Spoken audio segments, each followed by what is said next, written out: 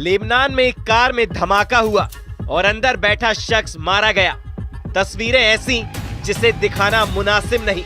ये हमास के बहुत ही बड़े कमांडर का एनकाउंटर है जो इजराइल ने लेबनान में किया है। चलिए आपको बता देते हैं कौन है हमास का वो कमांडर जिसकी हत्या हुई है।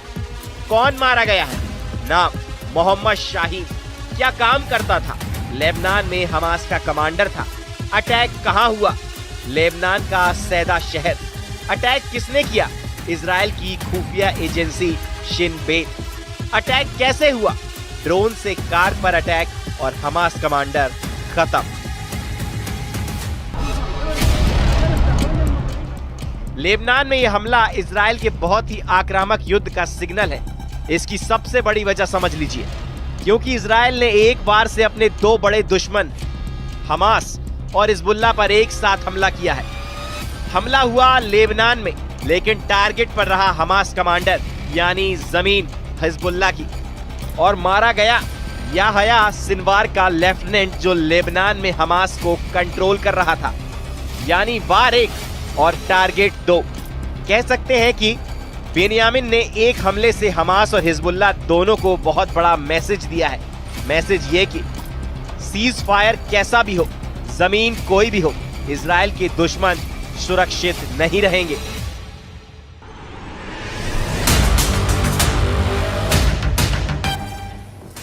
बेनियामिन नेतन्याहू के इन खतरनाक तेवरों को उनके एक और बड़े फैसले से समझिए, जिसमें इजराइल की सेना को लेकर बहुत बड़ा ऐलान किया गया है। अब इजराइल का नया कमांडर बनाए गए हैं मेजर जनरल इयाल जमीर। उन्होंने लेफ्टिनेंट जनरल हर्जी हवेली की जगह ली है, जिन्होंने हमास के खिलाफ इजरायली सेना की नाकामी पर इस्तीफा दिया है।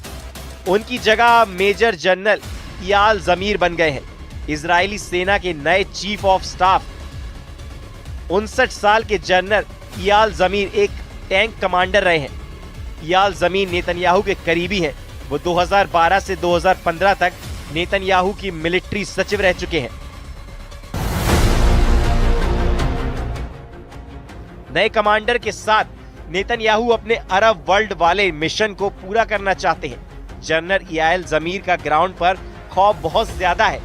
जनरल जमीर इजराइल के बहुत ही खतरनाक कमांडर माने जाते हैं और उनके सामने इस वक्त हमास को रोकने के साथ साथ हिजबुल्लाह को भी जड़ से खत्म करना बड़ा चैलेंज है। लेकिन यह आसान नहीं होगा। दक्षिण लेबनान के फ्रंट पर क्या हो रहा है उसका ट्रेलर देख लीजिए। इस वक्त इजराइल हिजबुल्लाह के गढ़ दक्षिण लेबनान में बहुत ज्यादा एक्टिव है।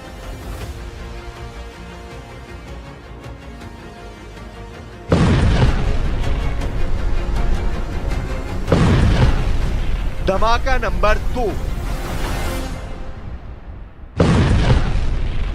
धमाका नंबर 3,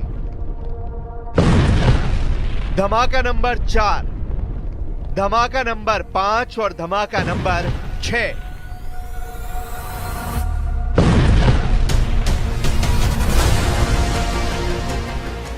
इन धमाकों के साथ इजराइल ने नए युद्ध की गारंटी दे दी है। इन धमाकों के साथ इजराइल ने बता दिया है कि नईम कासिम का भी वही हाल होगा जो हसन नसरल्लाह का हुआ। दक्षिण लेबनान में इजराइल का ऑपरेशन सफाया जारी है। ऑपरेशन सफाया यानी अब हिजबुल्लाह और इजराइल का सीज फायर, डबल फायर उगल रहा है।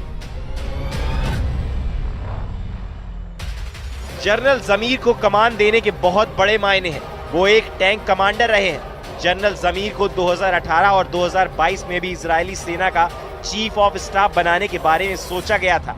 हमास से युद्ध शुरू होने के बाद जनरल जमीर को रक्षा मंत्रालय में महानिदेशक का ओहदा दिया गया। अब उनको वॉर जोन में उतारा गया है। इस वक्त लेबनान और गाजा दोनों वॉर जोन को लेकर इजराइल बहुत ज्यादा पसोपेश में है। हमास के खिलाफ उसका युद्ध किसी भी वक्त शुरू हो सकता है और यही हाल हिजबुल्लाह वाले लेबनान के फ्रंट पर है। अमेरिका डिप्लोमेसी के जरिए हिजबुल्लाह से निपटना चाहता है। मॉर्गन ऑर्टगेस लेबनान में डोनाल्ड ट्रंप की प्रतिनिधि के तौर पर भेजी गई, लेकिन अब उन्होंने हिजबुल्लाह को बहुत ही बुरी तरह धमका दिया है।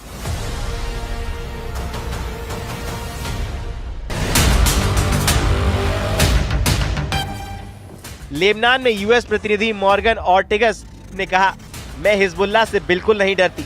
मैं इसलिए नहीं डरती क्योंकि उसे हराया जा चुका है। अमेरिका ने हिजबुल्लाह के खिलाफ लाल रेखा खींच दी है और अब वो लेबनान के लोगों को नहीं डरा पाएंगे।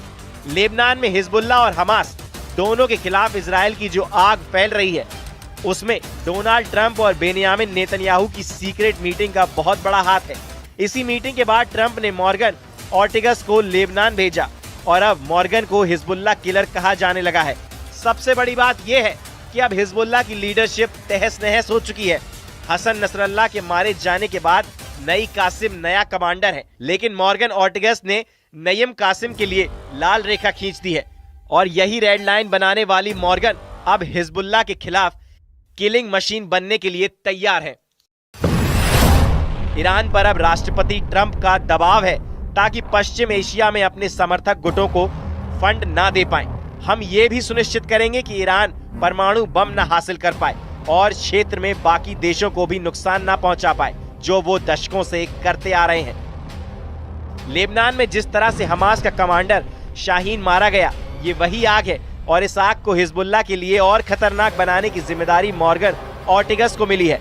दक्षिण लेबनान में हिजबुल्लाह के अड्डों को चुन चुन कर खत्म कर रहा है इजराइल, चाहे वो हथियारों के अड्डे हों, चाहे वो हिजबुल्लाह के लड़ाकों के अड्डे हों। एक तरफ ट्रंप की हिजबुल्लाह किलर मॉर्गन ऑर्टिगस है, तो दूसरी तरफ नेतन्याहू ने बताया है नया कमांडर मेजर जनरल इयाल ज़मीर। दोनों के पास इजराइल के दुश्मनों को निपटाने की जिम्मेदारी है। वहीं हिजबुल्लाह ने साफ साफ कह दिया है कि अब अगर इजराइल का एक भी सैनिक लेबनान की जमीन पर नजर आया तो उसके जिम्मेदार नेतन्याहू और उनके कमांडर होंगे।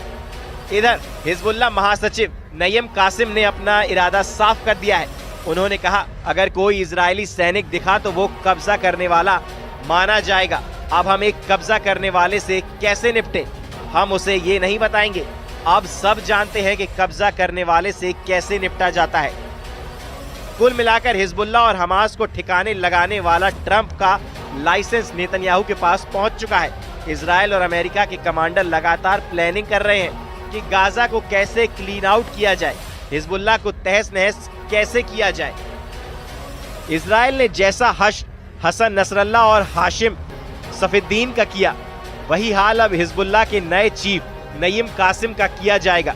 रक्षा मंत्री इजराइल काटस इसकी 100% गारंटी दे रहे हैं। वहीं इजराइल के रक्षा मंत्री काटस ने पलटवार करते हुए कहा कि मैं नसरल्लाह की जगह लेने वालों को सुझाव देता हूं कि वो पुराने नेताओं की तरह इजराइल के इरादे को गलत ना समझे, नहीं तो उन्हें भारी कीमत चुकानी पड़ेगी। इजराइल के तेवर बताते हैं कि वो हमास के साथ साथ अब हिजबुल्लाह के खिलाफ डबल युद्ध के लिए तैयार है। फरवरी में ही दोनों मोर्चों पर बड़ी जंग का खतरा मंडरा रहा है। इजराइल की सेना सीज फायर के बाद तरोताजा है और वो नए कमांडर के ऑर्डर पर एक नई लड़ाई लड़ने के लिए तैयार हो चुकी है।